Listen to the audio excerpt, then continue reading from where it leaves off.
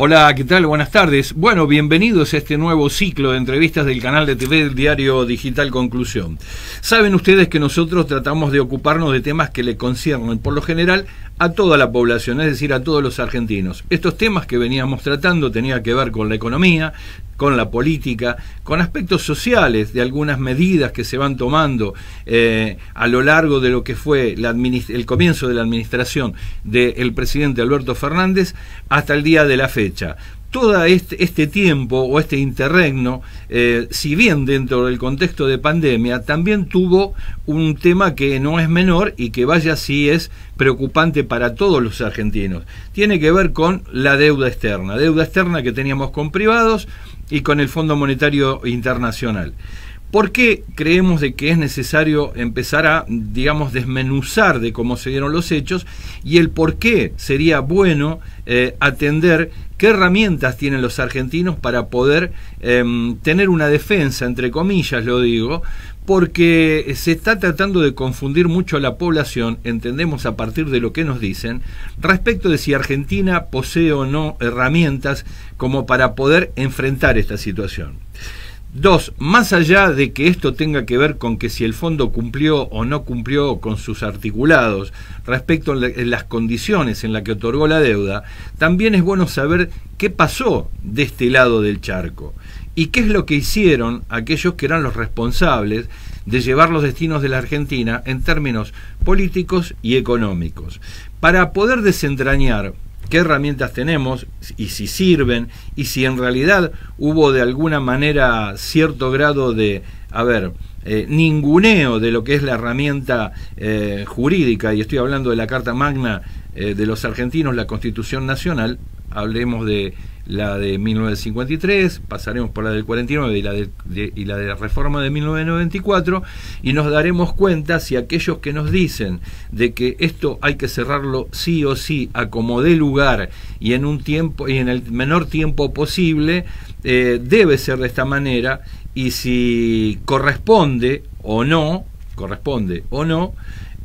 prestar atención a estos, yo digo que son directamente agoreros, porque dicen que si no lo hacemos vamos a ir al default y de allí todas las maldiciones del mundo y de la historia del hombre se van a cernir sobre los argentinos. Para tratar de enterarnos cuál es la verdadera dimensión del problema que tenemos y qué podemos hacer, vamos a estar dialogando con el doctor Eduardo Barcesat. Con esta breve presentación le damos la bienvenida. Buenas tardes, doctor, ¿cómo le va? Buenas tardes, ¿cómo están? Bien, bueno, en esta idea de que nos ayude a interpretar en qué situación estamos a partir de cómo se dieron las cosas y qué antecedentes tiene la República Argentina para darle respuesta a este tipo de situación como el endeudamiento. Bueno, lo primero que yo querría señalarle a la audiencia es que tenga un texto de la Constitución Nacional a la mano para poder verificar aquello que yo voy a mencionar. Mi primera observación o colocación sería decir, la expresión deuda es una expresión jurídica, es decir, la deuda presupone un acto jurídico y ese acto jurídico debe reunir los requisitos de validez que todo acto debe satisfacer para ser valedero en el derecho.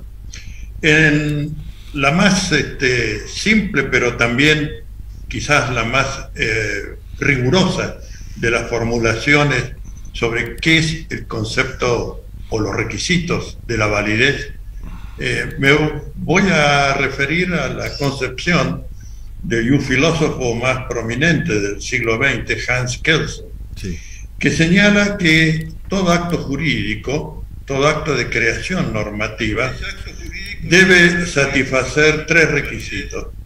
El primero de ellos, emanar de una autoridad competente, es decir, que alguien conforme la norma superior respecto de aquella que se va a crear, tiene la atribución para realizar ese acto.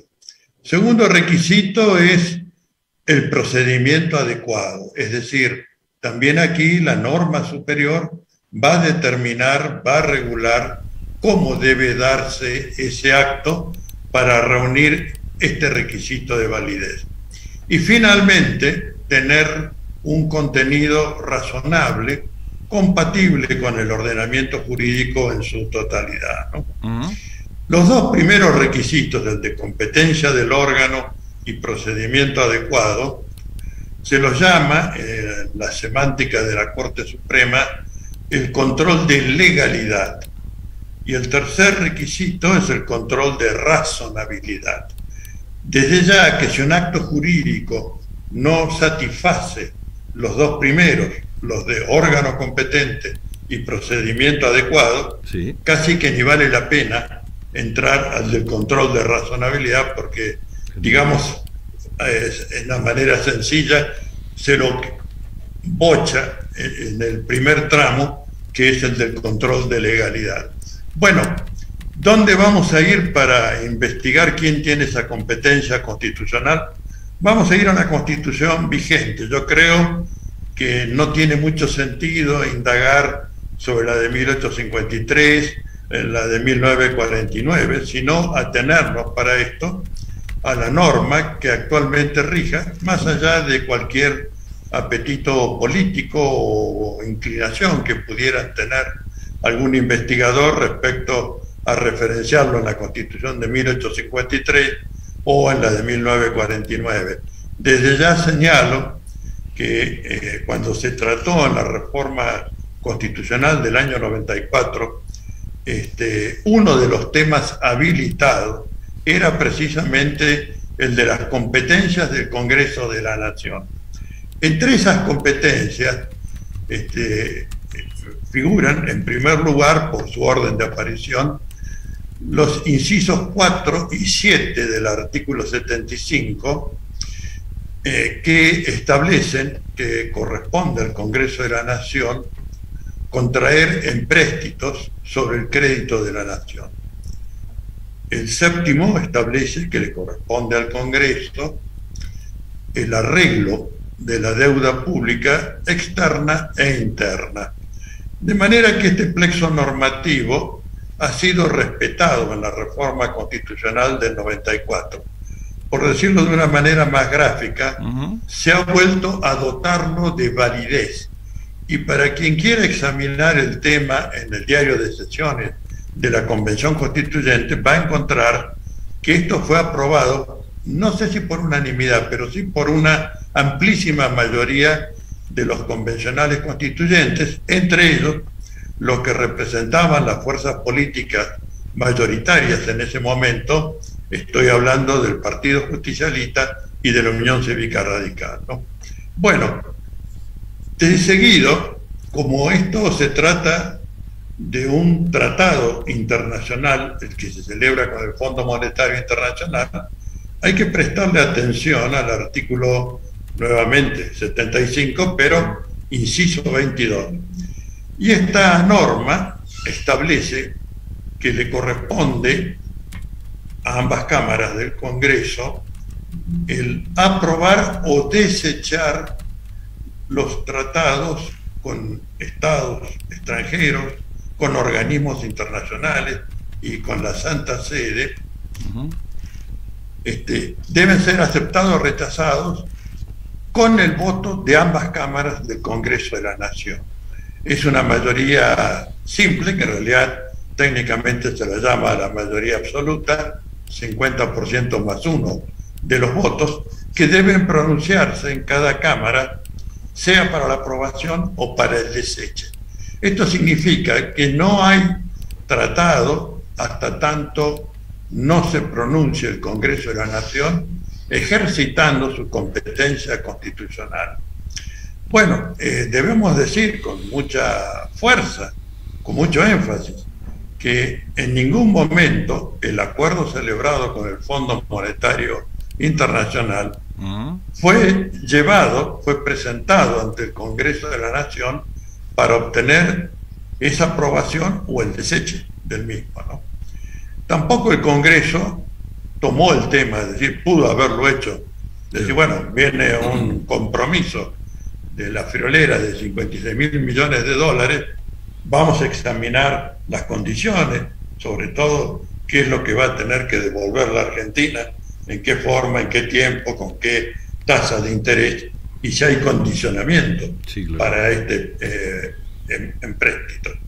Bueno, nada de esto se hizo, se arrancó directamente, y entonces uno tiene que preguntarse, ¿y dónde está la sanción de nulidad o de invalidez en función de que no me dio la resolución del órgano con la competencia constitucional? Bueno, la respuesta a esto está en el 99, inciso tercero de la Constitución, que fija las atribuciones del presidente, el titular del Poder Ejecutivo Nacional. Y uno de los párrafos de este artículo e inciso establece taxativamente que el Poder Ejecutivo no podrá, bajo pena de nulidad absoluta e insanable, dictar disposiciones legislativas. Claro. Bueno, al asumir el Poder Ejecutivo, es decir, presidente, expresidente Mauricio Macri y su elenco de gabinete, haber asumido esa potestad, tiene la sanción clara de la nulidad absoluta e insanable. Ahora aquí viene, yo me voy a adelantar a las objeciones que podrían presentar o que he escuchado en debates donde he llevado esta postura, que en general los debates no han sido con juristas, sino con economistas. Claro. No porque yo no hubiera querido debatir con juristas. Claro. Los juristas me han apoyado, pero los economistas tienen una, no sé si decir, deformación profesional de ver esto de una manera distinta, como yo diría un poco subsumiendo o menospreciando la Constitución Nacional, ¿no? Claro. Es decir, ellos dicen, no, pero esto no es un tratado, es un acuerdo. A lo cual uno tiene que decirle, miren, no me venga con estupideces semánticas, porque cuando hay contraprestación, uno pone y uno tiene que devolver, claro, eso es un contrato, y como es internacional, es un empréstito, obviamente tiene la forma de tratado internacional. Y no hay vuelta que darle. Acá no hay dos bibliotecas que digan una cosa o la otra. Claro. Es un tratado con todas las características de tal, y debo señalar que aún en la acción judicial que promovimos con la diputada Fernanda Vallejos y otros economistas, en el informe que recibe el juzgado, que es el juzgado criminal y correccional federal número 5, bueno, allí el propio Marcos Peña habla en ese extenso informe, donde tiene que rendir explicaciones, de que se trata de un empréstito internacional. Es decir, ninguna duda que ellos reconocen que lo que hicieron no fue un acuerdo, póngase el nombre que se quiera, sino que es un tratado regido por el 75, inciso 22 de la Constitución. Sí, claro. Ahora les pido que bajen un artículo y vayan al 76, que es el que refiere a lo que se conoce como las facultades delegadas. Esas facultades delegadas estaban reguladas por una ley de administración financiera 24.156, que es del año 92, es decir, previa a la reforma constitucional, y el 76 dice claramente, no hay más facultades delegadas que no sea en materia de organización de la administración pública o situaciones de emergencia pública. Y luego, una disposición transitoria número 8 de la Constitución Nacional, que está después del articulado de la Constitución, establece que las delegaciones establecidas por esa ley de administración financiera pervivirán por 5 años, después de lo cual caducarán, a menos que sean renovados por otra ley de la Nación. Bien. Bueno, la última ley de la Nación, que fue la ley de presupuesto, es del año 2009, la del 2009, de manera que feneció en el 2010. Después de eso no hubo ningún acto que pretendió ampararse el tomar un empréstito con invocación de las facultades delegadas de esa ley 2456, que tiene dos deficiencias, digamos, en su pretensión de superar el texto constitucional. Sí. La primera, que la Constitución Nacional es norma de mayor jerarquía. Y segundo, no menos, que se trata, la Constitución del año 94, de una norma posterior a esa ley, que es del año, repito, 1992. Pero este artículo 76 es categórico. No hay más facultades delegadas que no sean en esas materias específicamente delimitadas por el artículo 76. Sí. Bueno, entonces que el cuadro de invalidez es un cuadro de invalidez completo. Claro. Ahora, ¿qué es lo que me decían los economistas en estos debates? Me dicen, bueno, pero esto no se puede solucionar en la justicia, esto se tiene que solucionar en el mercado. Bueno, no comparto para nada esto. No creo que ni la justicia ni el mercado sean los escenarios ideales. Pero si estamos hablando de nulidad, hay dos poderes del gobierno federal que tienen la competencia. Sí, claro. El primero de esos poderes es el propio Congreso de la Nación, porque cuando alguien usurpa una atribución que no tiene, en este caso el Poder Ejecutivo respecto del Congreso de la Nación, ese acto usurpativo puede y debe ser anulado por el Congreso de la Nación, que es quien tiene la facultad constitucional. Y este argumento lo hemos sostenido en el debate de la anulación de las leyes de punto final y obediencia debida, donde allí sí algunos juristas, no muchos, creo que minoritarios, decían, no, el único que puede anular es el Poder Judicial. Y nosotros hemos sostenido, y creo que con valimento, porque no hubo después impugnación que prosperara respecto de la ley que anuló punto final y obediencia debida, sí, que el primero que tiene la competencia constitucional es el órgano que tiene la capacidad para dictar ese tipo de normas. Claro.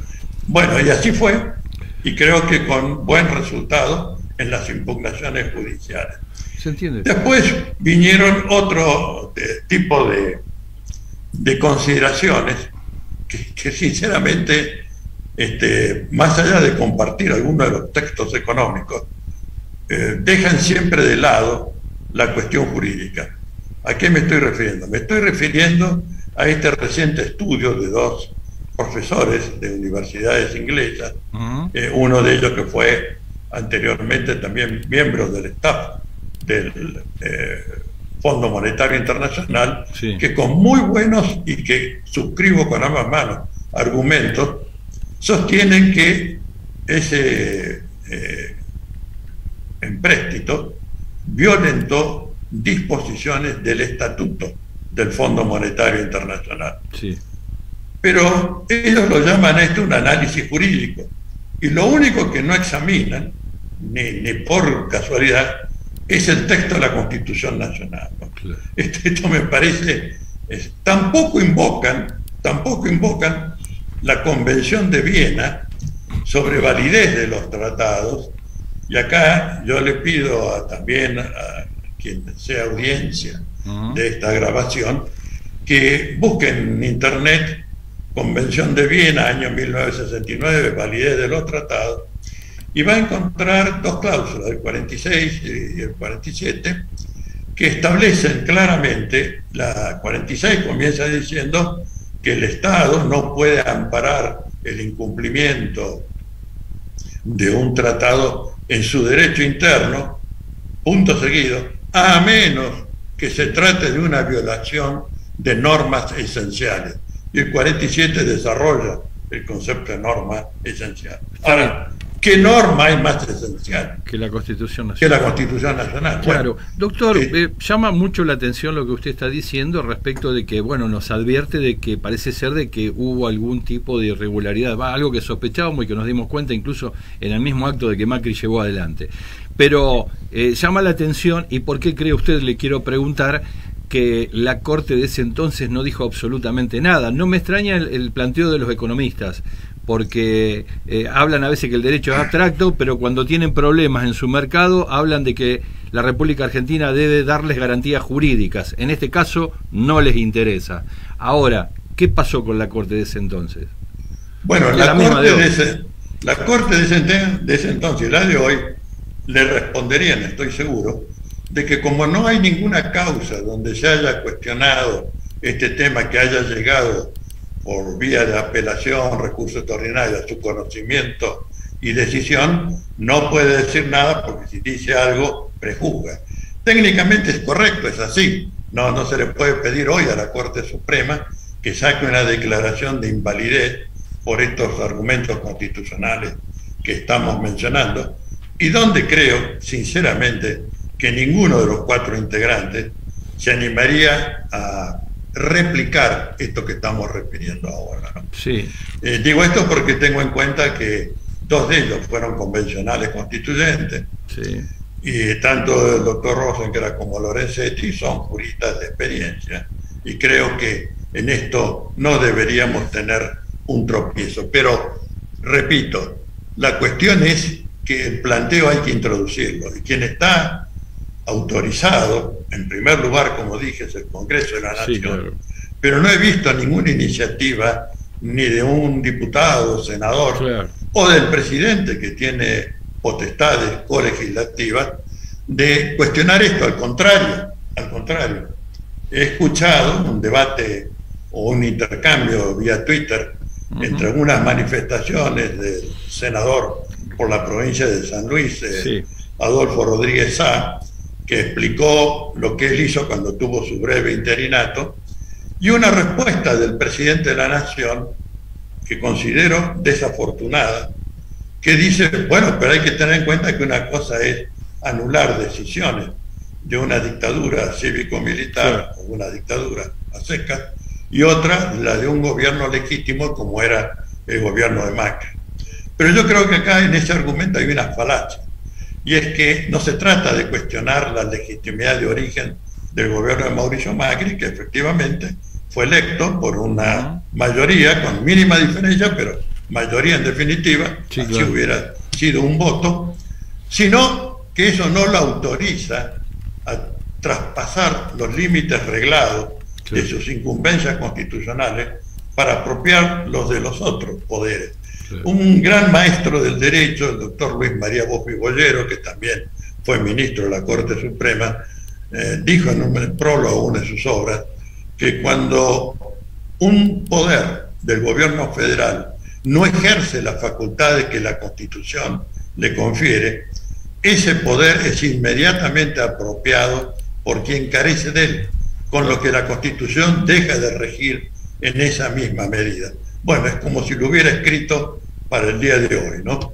Para señalarnos que el Congreso, en primer término, es quien tiene la potestad, debe ejercer esa potestad, y si alguien se la usurpó o la apropió, usemos el término que se prefiera en la audiencia, lo cierto es que quien tiene la primer competencia para anularlo es el Congreso de la Nación. Y acá también quiero anticiparme, ya más desde un ángulo de la política, Sí. que no hay que empezar a contar los porotos, a ver si van a alcanzar los votos, si no van a alcanzar, que en Cámara de Senadores puede, que en diputados más difícil. Las cuestiones constitucionales tienen un peso tal que hay que hacerlas valer. Porque ¿quién se va a parar en el Congreso de la Nación para decir, no, miren, está bien, se hizo bien, pues se hizo conforme la ley de administración financiera? Se le caen las dos bibliotecas jurídicas de encima, ¿no? ¿Se entiende? Entonces, Ahora, tenemos que esperar, doctor, disculpe la interrupción, tenemos No, que por esperar favor. a que algún legislador nacional, entiéndase por ellos senadores o diputados, sean aquellos que tengan que tomar esta iniciativa, porque yo como ciudadano me siento dañado, y ante la mora, o si se quiere, la parsimonia con la cual el Poder Legislativo parece ser que está encarando la cosa, a no ser que tenga otros tiempos, ¿por qué hemos de convalidar los argentinos si la Constitución es para todos? Entiendo que hay pasos, que hay herramientas, que hay instrumentos que hay que respetar, pero también no es menos cierto de que se nos está dañando, y no puede ser de que no tengamos la posibilidad, o si la hay, nos gustaría que nos cuente a partir de qué tipos de presentación, porque mientras esto pasa, el pueblo argentino todo lo padece. Bueno, yo no tengo ninguna duda de eso, y me animaría a decir algo más. En la medida que esto siga encambiado, se está violentando el deber de obediencia a la supremacía de la Constitución Nacional, que es una de las incorporaciones para mi criterio más valiosas de la reforma del año 94, que si bien está pensada para repugnar las chirinadas o golpes de Estado militares, sí, también debe aplicarse cuando algún poder con legitimidad de origen, como es en este caso lo que ocurrió con Macri, transgrede esos límites reglados para apropiar las incumbencias de los otros poderes, porque eso es tirar abajo la división de poderes, que es la piedra basal del Estado de Derecho, ¿no? Sí. Bueno, entonces viene la siguiente pregunta en los economistas, ¿no? ¿Y quién se hace cargo de los platos rotos, ¿no? Es decir, ¿quién paga? Claro. Entonces, aquí juegan dos principios generales del derecho, muy claros, están en todos los códigos civiles, o civiles y comerciales, en nuestro caso tanto en el Código de Vélez como en el actual Código Civil y Comercial, de que aquellos que han sido autores o partícipes de un acto nulo, ninguna acción tienen entre sí, ¿no? Es decir, no pueden venir a reclamarle al Estado argentino, el Fondo Monetario Internacional, que ha sido autor y partícipe de la nulidad. Y claro, uno tiene que preguntar, si yo me lo pregunto, ¿y quién asesoró al Fondo Monetario Internacional sobre las condiciones que debía tener el acto jurídico para reunir los requisitos de validez? Yo creo que la prepotencia institucional del Fondo Monetario es de tal carácter que les importa tres pepinos lo que digan las constituciones de los estados, etcétera. Para ellos lo que rige es la decisión de ellos y no hay otra cosa, ¿no? Y yo creo que esa prepotencia hay que contestarla desde el derecho, diciendo: usted ha cometido una torpeza, o lo que es peor, un acto doloso. Sabía que el Congreso argentino tenía que intervenir, pero como el arreglo se hizo por razones políticas con el gobierno de Macri, porque le convenía a la administración Trump tener un títere que protestara contra Venezuela, contra Nicaragua, contra Cuba, que elogiara a Vargas Llosa, qué sé yo. Bueno, ustedes decidieron darle 56.000 millones de dólares para ver si lo podían mantener en el gobierno y sacarlo del apuro financiero que era el default ineludible que, bueno, se le venía encima a esa administración. Bueno, entonces, que se reclamen entre ellos, pero no que vengan a quien tiene legitimidad de origen, como es el gobierno de Alberto Fernández, y que no tiene ninguna razón jurídica para hacerse cargo del delito o acto nulo incurrido por otro. Yo creo que es delito, porque ha significado un perjuicio para la administración pública, y de hecho el Procurador General de la Nación recibió instrucción, perdón, el Procurador General del Tesoro recibió la instrucción para promover una querella criminal por administración fraudulenta en función de estas falencias constitucionales. Pero entonces rige para todos nosotros, pero particularmente para las autoridades de gobierno, la doctrina del acto propio. Si estás diciendo que fue un delito, ¿cómo vas a ir a pagar un delito, no? Claro. Esta es una contradicción insoluble y no tiene ningún argumento jurídico que pueda destruir esa contradicción. Está bien. Ahora, sí, entiendo. Esta suerte de omisión que, si se quiere, perfecciona de alguna forma el daño que intento creer nos ocasiona a todos los argentinos. Cuando un funcionario público, sabiendo de la existencia de este tipo de situación y estando al tanto, incluso muchos de ellos, diría yo, hasta un fiscal, sabiendo de que se ha violado el ordenamiento de esta manera, nadie dice nada. Es decir, no le cabe o no es pasible de ser considerado como un incumplimiento de funcionario público, porque si debe tutelar derechos y debe al menos también las garantías que nos corresponden y que nos deben a todos los argentinos, es de no seguir generando el daño. daño, es decir, generaría un daño, lo genera hoy. La extensión, a su vez, dentro del marco político, genera situaciones vinculadas con hechos económicos y financieros. Pero también, al mismo tiempo, el hecho de esta extensión del tiempo, digo, en la medida en que lo dejen o lo vayan dejando estirar, nos va generando cada vez más problemas y más daño. Entonces, ¿cómo se resuelve esto? Usted ha tocado el tema más sensible de esta materia, porque el gobierno, hasta acá, sigue adelante con la postura de llegar a un arreglo con el Fondo Monetario Internacional a propósito de ese empréstito del año 2018. Entonces, jurídicamente, ¿qué significa un arreglo?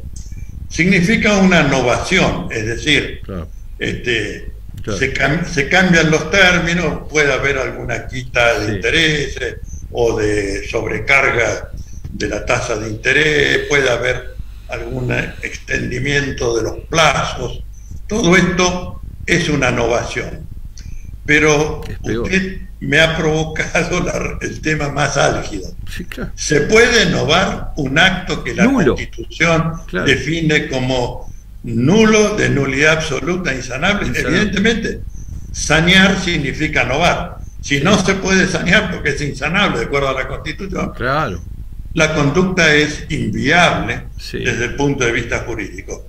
Bueno, una simulación esto ya. Entonces... Bueno, es una simulación ilícita. Claro. No.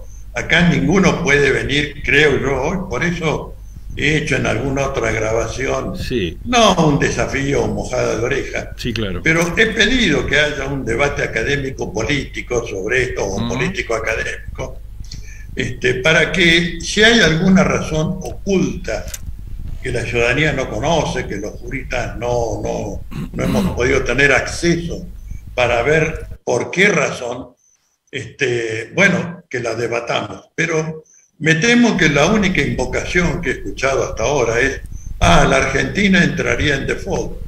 A lo cual yo tengo que decir, mire, eso es una estupidez. Eso es una estupidez porque cuando el acto es nulo, no hay ninguna deuda legítima, no hay default. Ahora, si esto no lo entiende el Fondo Monetario, el mercado o los poderes financieros internacionales, peor para ellos, pues son unos burros entonces. Pero creo que no hay manera de sanear un acto nulo, de nulidad absoluta e insanable, ¿no? Se entiende. Doctor, a ver, se nos ha ido el tiempo, lamentablemente, seguro vamos a poder seguir desarrollándolo en otras oportunidades, de acuerdo a cómo se vayan presentando lo que es la negociación, es decir, una suerte de, ampliación de esta imperfección sobre la base de una situación que ha sido nula desde el origen, pero sobre la cual estamos escribiendo prácticamente una novela, ¿no? Una novela con costos materiales para todos. ¿Cuál es su reflexión y qué le diría a quien lo está mirando en este momento respecto de esto? ¿Qué es lo mejor para primero, la salud de la República, la pristinidad de los actos públicos, los compromisos asumidos en campaña, el compromiso que tienen los legisladores nacionales y todo funcionario público, digo, pero también los legisladores porque los votamos? No voy a hablar de los ministros de la Corte porque no los votamos, por lo tanto me merece otro tipo de apreciación. ¿Y qué es lo que pueden hacer? Por ejemplo, pregunto, un colegio de abogados, advertirse de que esto está pasando, o algún otro organismo profesional. ¿Qué le puede decir al argentino que lo está viendo? ¿Sobre qué debe reflexionar de ahora en más y qué debe aprender de esto?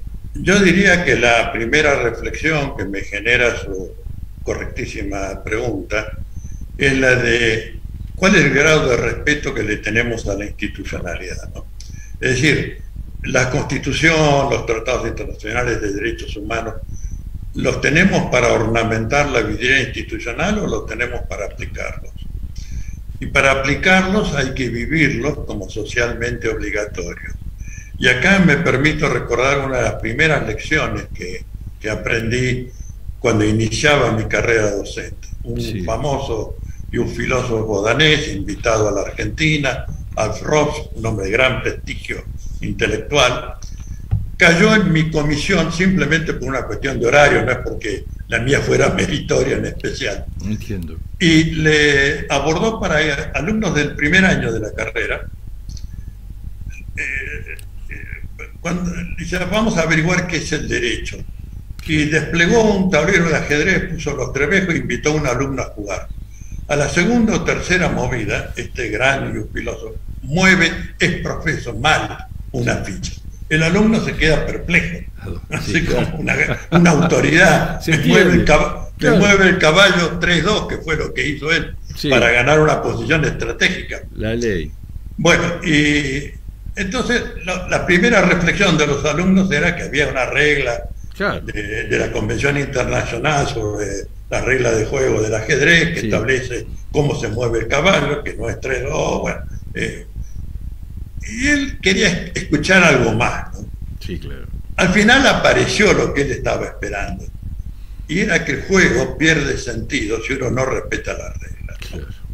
Y más años después, ya siendo yo profesor titular, estuvo otra entrevista, en este caso con un jurista italiano muy prestigioso, muy conocido en la Argentina, Norberto Bobbio, que tiene un trabajo sobre las reglas estratégicas de poder. Entonces él también, con recurso al ajedrez, decía, no solamente tenés que contar con un conocimiento de las reglas de juego, sino que tenés que tener reglas estratégicas, de apertura, de juego medio y de finales. Pero, y aquí venía el gran señalamiento de Bobbio, no podés construir ninguna regla estratégica de poder sobre la base de violar las reglas de juego. Claro. Entonces estas son mis reflexiones sobre qué es lo que tenemos que hacer cuando hablamos de derecho. Sí, se entiende. Bueno, desde ya muchas gracias, me deja esta reflexión. Uno o algunos se tendrían que convertir en dioses o irse a vivir afuera de las ciudades, ¿no? De la polis, porque si es necesario tener reglas justamente como para organizar esa forma de vida en común que se dan y en la cual acuerdan todos que tiene que haber una norma para que se pueda dar esa situación de armonía y de convivencia, les queda dos cosas. No creo que aquellos que tienen esta responsabilidad estén con ganas de tomar un cohete y irse a la luna o algún planeta en esta condición de dioses, porque, digamos, Aristóteles esto no lo podía comentar en estos términos. Pero tampoco tendrán ganas de irse al desierto de Gobi a vivir. O sea que lo bueno sería que se hagan cargo de donde decidieron seguir viviendo. Bueno, me parece correctísimo. Finalizaría con una última cita filosófica, en este caso del banquete de Platón, donde Agatón, interlocutor de Sócrates, en un momento exclama: hay un poder que ni a los dioses les ha sido dado, y ese poder es el de hacer que lo que ha ocurrido no hubiera ocurrido. Es decir, bueno, la metida de pata la hizo la administración Macri. No podemos mirar para otro lado, pero sí podemos mirar al derecho y encontrar la resolución que el derecho otorga para cuando un acto de creación normativa ha sido hecho por fuera de las reglas de facultamiento y de procedimiento constitucional. Se entiende. Bueno, desde ya, doctor Barcesat, le quiero agradecer mucho su tiempo, bienvenida a estas reflexiones y bueno, y esta suerte de cátedra que nos da por fuera de los claustros y bien agradecidos estamos. Y bueno, vamos a seguir en contacto porque las dudas son muchas y porque vale la pena saber dónde debemos pararnos también para mirar esta realidad que nos circunda y muchas veces de algunos mandantes que tampoco a veces sabemos a dónde nos quieren llevar. Gracias. Hasta pronto. Hasta pronto, doctor.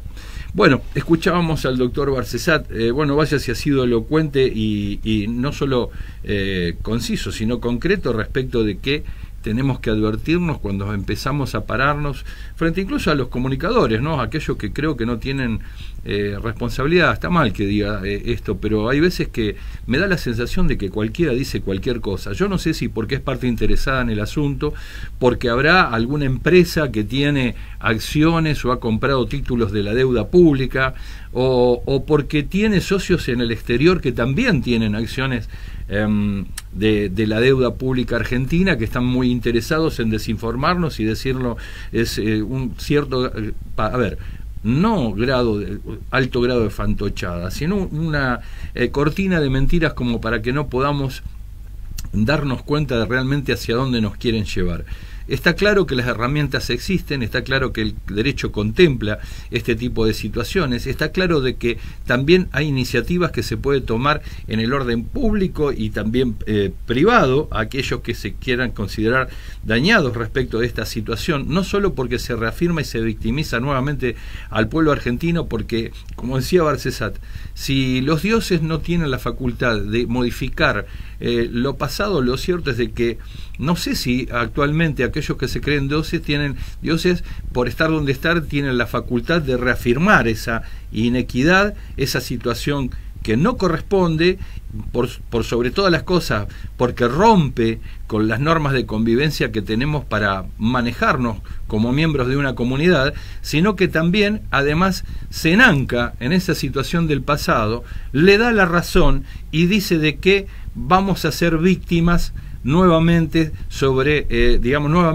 aquello que se tomó inicialmente o lo que se firmó inicialmente, que no sé, me gustaría ver qué tipo de firma tiene y cómo es el acuerdo.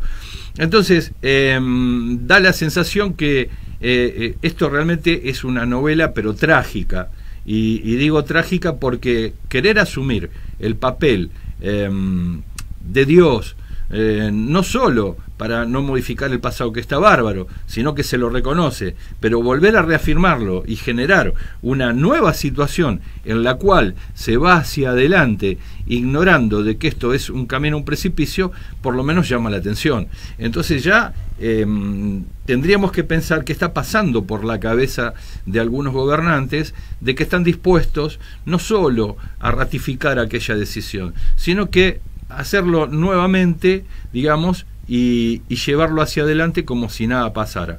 A mí me da la sensación de que la materia con la que tendríamos que abordar esto es otra. Yo creo que tiene que ver ya con temas más vinculados a la salud, ¿no?, de las personas, porque no hay nada que explique en términos judiciales ni políticos, términos jurídicos ni políticos, esta ratificación del error. Se nos fue el tiempo. Tanto Hernán Cabrera como Aldo Batizaco te dicen que nos vemos en el próximo capítulo. Chau, hasta luego.